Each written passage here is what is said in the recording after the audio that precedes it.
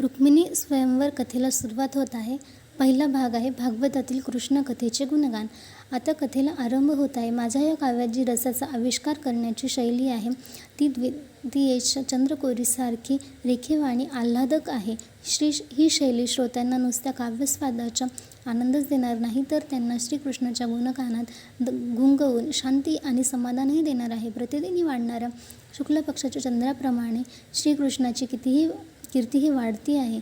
मी नरेंद्र कवी कीर्तीचे तशाच चढत्या शैलीचे वर्णन करू लागलो म्हणजे या सभेतील श्रोत्यांच्या चित्तातील आस्वाद सुखाच्या महासागरालाही भरतीचे चढते उधाण येणार आहे आणि ते श्रोते या उसळलेल्या आनंदाच्या लाटांवर नुसते तरंगत राहणार आहेत. श्रीकृष्णाच्या चरित्राची रसवक्ता काय वर्णावी. आदिकवी श्री वेदव्यास कधीचा या कथेच्या रसाळपणाविषयी बोलून गेलेला आहे. त्याने वेदांची रचना केली आहे, त्यावर स्मृती रचल्या, पुराणे रचली, परंतु पवित्रपणाच्या बाबतीत त्यातील एकाचीही तुलना श्रीकृष्ण कथेशी होऊ शकत नाही. हे ओळखून त्याने शेवटी भागवताची कास धरली. आज साहित्याचे भांडार मोठे समृद्ध आहे. त्यात कितीतरी नाटके आहेत, काव्य आहेत, कथा आहेत, आख्याने आहेत, प्रबंध आहेत, चित्रकाव्य आहेत, परंतु कृष्णदेवाचे पवाडे गाणाऱ्या भागवताशी त्यातील कशाचीही बरोबरी नाही. श्रीकृष्ण म्हणजेच पूर्णावतार, पूर्ण ब्रह्म होय. देवांचे इतर अवतार हे नुसते अंशावतार असून कृष्णाचे प्रतिनिधी आहेत, हे स्वतः देवांनीच सांगितलेले प्रसिद्ध आहे.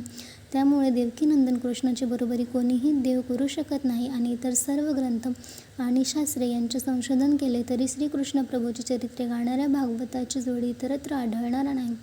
शब्दब्रह्म हे एखाद्या लाडावलेल्या खोडकर गायीसारखे असते.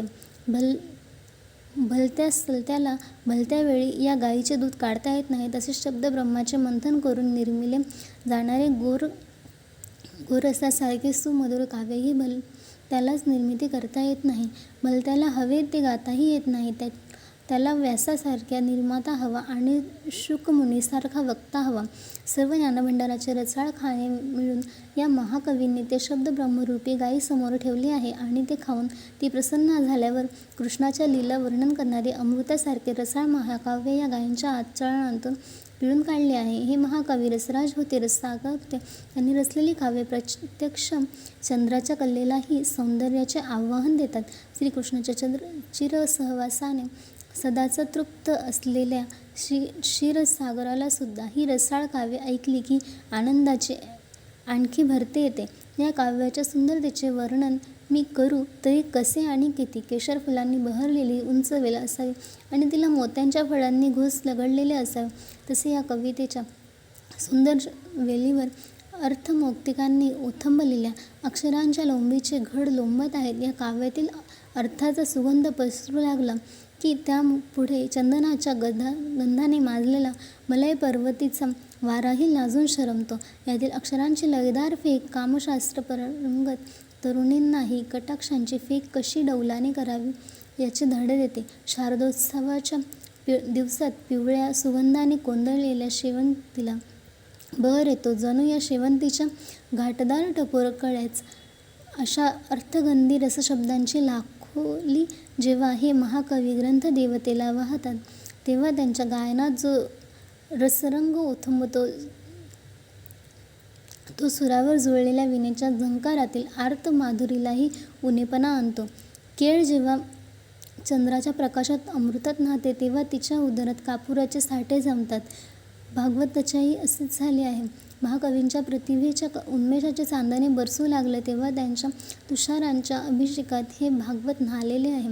त्यामुळे याच्याही आडव्या उभ्या पोतात कापुरासारख्या रसगंधी सिद्धांताचे अर्थगंभीर साठे जमा झालेले आहेत, ते रसिकांना दिसतात. सौंदर्याने फुललेल्या या भागवतरूपी साहित्य पुंजातून रसाने ओसांडणारे प्रवाह झुळझुळत आहेत आणि काव्यसुंदरीच्या हात अडकवून धुंद झालेला भावार्थ मस्तीने झुलत चालला आहे. आदिकवी व्यासाने रचलेले आणि आदिपौराणिक शुकमुनी यांनी गायलेले हे कृष्ण कथारसायन भागवत अमृतापेक्षाही अधिक रुचिर आहे. स्थितप्रज्ञ अशा ब्रह्मज्ञानी योग्यांचीही अलिप्तता ढवळून दे.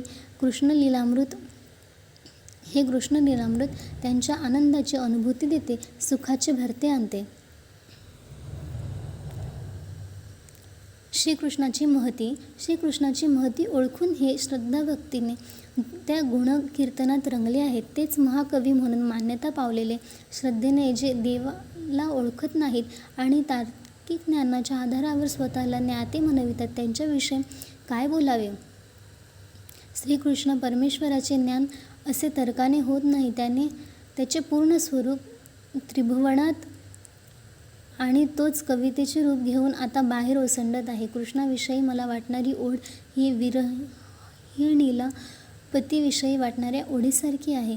या विरहिणीच्या मनात जे असते ते यथार्थपणे कोण वर्णवू शकेल. कितीही वर्णन केले तरीही ते अपुरेच असावयाचे.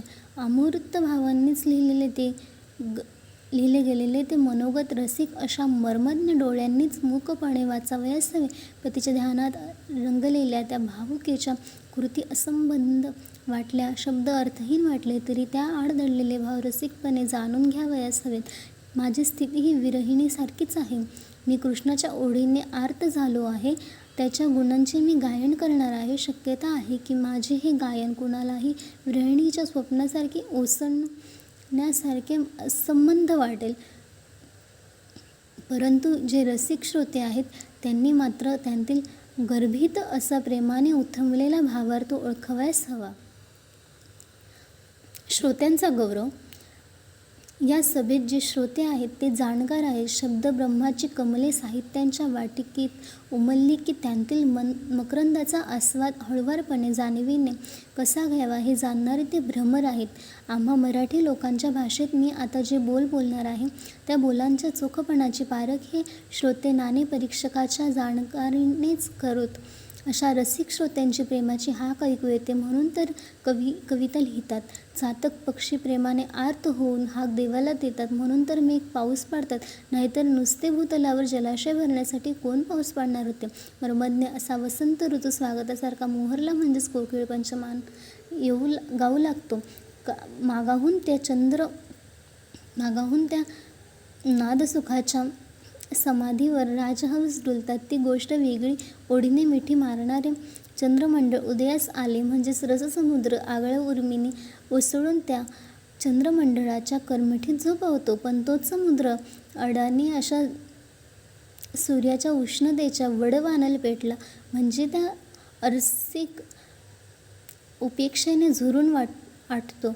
जाणते श्रोते आहेत अशी खात्री असली म्हणजेच कवीच्या काव्यालाही भरती येते. श्रोते जर अडाणी असतील तर त्याच्या अरसिकतेच्या धगीने काव्याची धारा आटून जाते. कविता ही शब्दसुंदरा असते.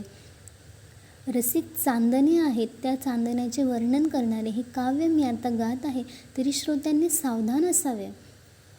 कथेचे महत्त्व.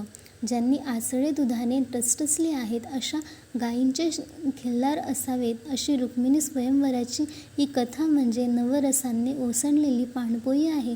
ही कथा जशी अनेक भावसौंदर्याचे भांडार आहे तशीच ती कैवल्यरूप जो श्रीकृष्ण त्याच्या महोदार सौंदर्याची कीर्तिधाराही आहे. ती 64 कलांच्या आविष्काराची संधी देणारी जणू साहित्यनिधीच आहे.